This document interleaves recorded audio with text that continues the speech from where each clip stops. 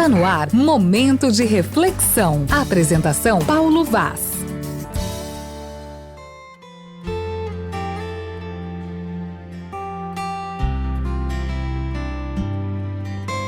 Bom dia para você, Riva. Bom dia para todos os ouvintes da Gospel FM, a rádio que está transmitindo vida. Graças a Deus, estamos chegando para mais um momento de reflexão, sempre uma palavra do coração de Deus para o seu coração. Perguntinha básica, porém essencial. Você já sorriu hoje? Ainda não? Então começa agora, porque Jesus te ama. E Ele te ama muito, de uma maneira toda especial. Uma coisa que eu gosto muito de falar é sobre perdão. E quem nos conhece e acompanha o nosso momento de reflexão pode até dizer assim: "Ih, lá vem o Paulo Vaz falar de perdão de novo." Ah, vou falar mesmo. Mas se não perdoarem uns aos outros, o Pai Celestial não lhes perdoará as ofensas. Mateus capítulo 6, verso 15. Não é difícil falar sobre o perdão. O desafio é perdoar. Quem acha que é fácil perdoar é porque ainda não passou pelo caminho da traição, da rejeição, da agressão. O perdão é o tema central do cristianismo. E é a razão de ser da cruz de Cristo. A morte de Jesus foi o preço pago para que o perdão se tornasse uma realidade na vida de todos aqueles que aceitassem o convite da graça para voltar a se relacionar com Deus como filho. O escritor Philip Yancey disse que o perdão é a única alternativa que pode deter o ciclo do ódio, da culpa e da dor. Estudar, falar sobre o perdão é buscar compreender o que significa, o significado da graça de Deus dispensada a todos nós. Jesus disse: "E quando estiverdes orando, se tendes alguma coisa contra alguém, perdoai, para que vosso Pai Celestial vos perdoe as vossas ofensas." Marcos 11, 25. Quando compreendemos com clareza o que significa perdoar, nos ajuda a praticar esse princípio que é determinante para a nossa saúde espiritual, emocional e até física. Perdoar é dar algo de valor a quem não merece. O perdão é a encarnação da graça.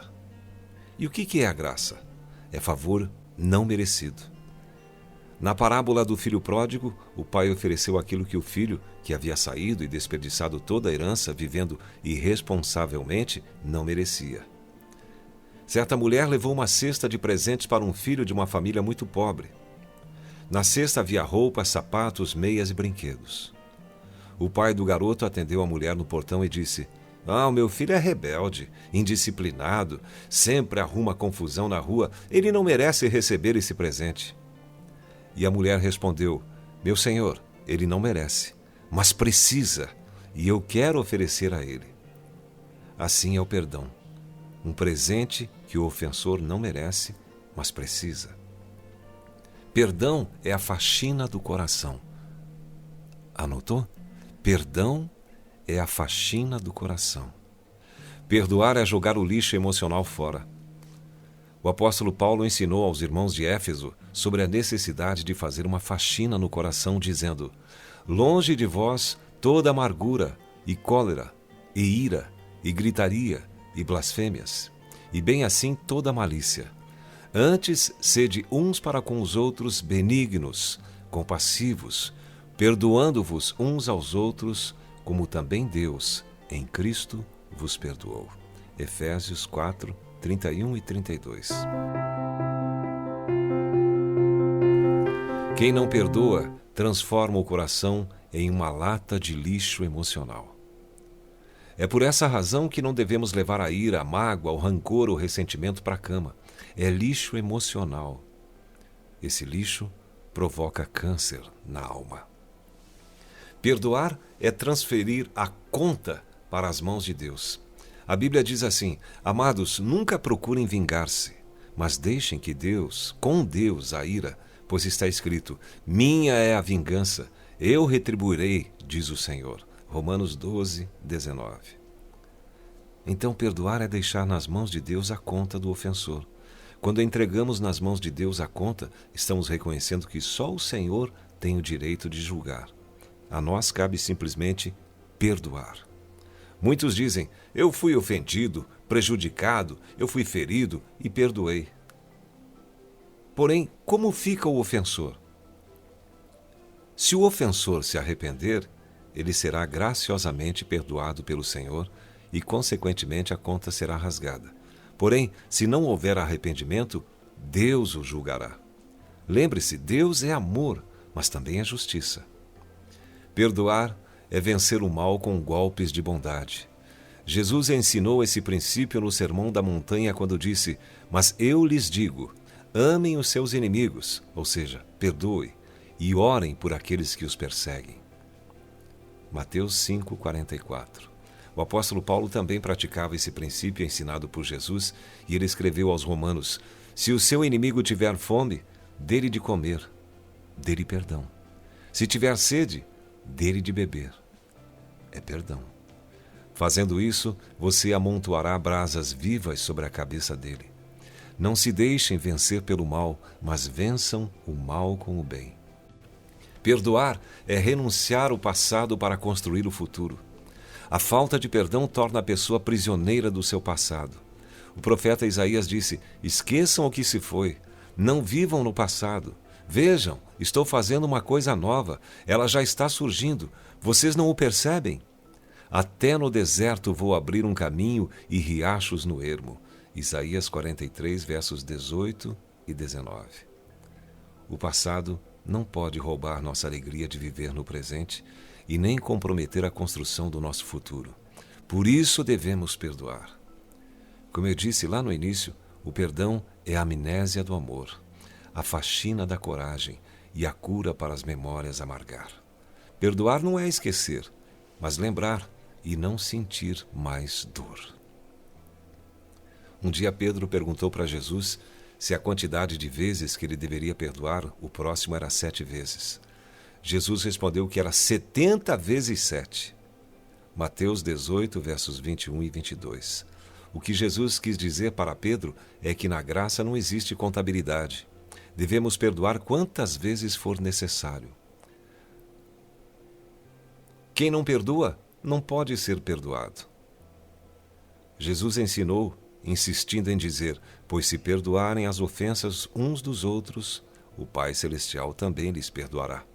Mas se não perdoarem uns aos outros, o Pai Celestial não lhes perdoará as ofensas. Mateus 6, 14 e 15. A prática do perdão é algo que devemos levar muito a sério, porque é uma questão de salvação ou perdição eterna. Para chegar ao céu, obrigatoriamente todos têm que passar pela porta estreita do perdão. Não perdoar é muito perigoso. Quem não perdoa se coloca debaixo do juízo de Deus.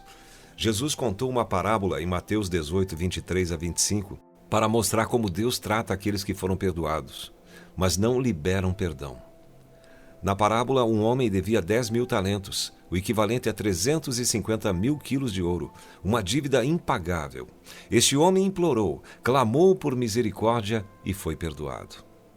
Ao sair dali perdoado, ele encontrou o companheiro que lhe devia 100 denários, o equivalente a 100 dias de trabalho. O que ele fez? Agarrou-o e começou a sufocá-lo, dizendo: pague-me o que deve.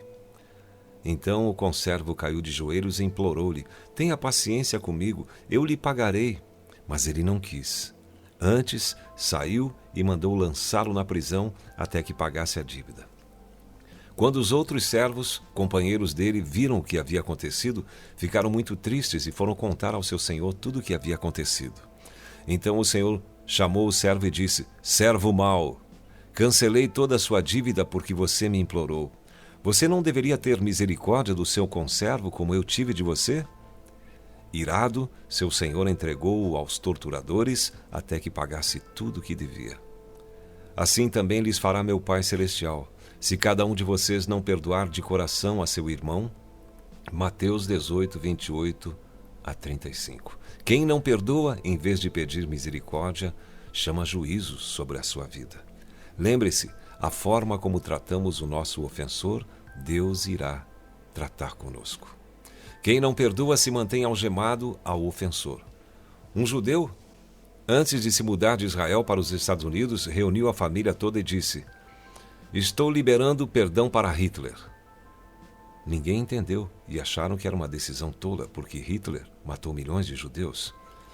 O que ele respondeu: "Essa é a única forma de eu não carregar esse assassino comigo." O perdão nos liberta do ofensor. José, filho de Jacó, não foi vencido e nem destruído pelo ódio, pelo ressentimento, pela mágoa e pelo desejo de vingança, porque praticou o princípio do perdão. Quando nasceu seu primeiro filho, ele colocou o nome de Manassés, que significa Deus me fez esquecer. Gênesis 41, 51. Quem não perdoa não pode orar. O apóstolo Pedro, ao escrever sobre relacionamento conjugal, disse: "Do mesmo modo vocês, maridos, sejam sábios no convívio com suas mulheres e tratem-nas com honra, como parte mais frágil e co-herdeiras do dom da graça da vida, de forma que não sejam interrompidas as suas orações." 1 Pedro 3,7. Quando o nosso relacionamento em família fica comprometido por falta de perdão, as nossas orações nascem mortas. É por isso que Jesus nos ensinou a orar assim: "Perdoa as nossas dívidas, assim como perdoamos aos nossos devedores." Mateus 6,12. O perdão é a chave que mantém o coração de Deus sempre aberto para nos ouvir.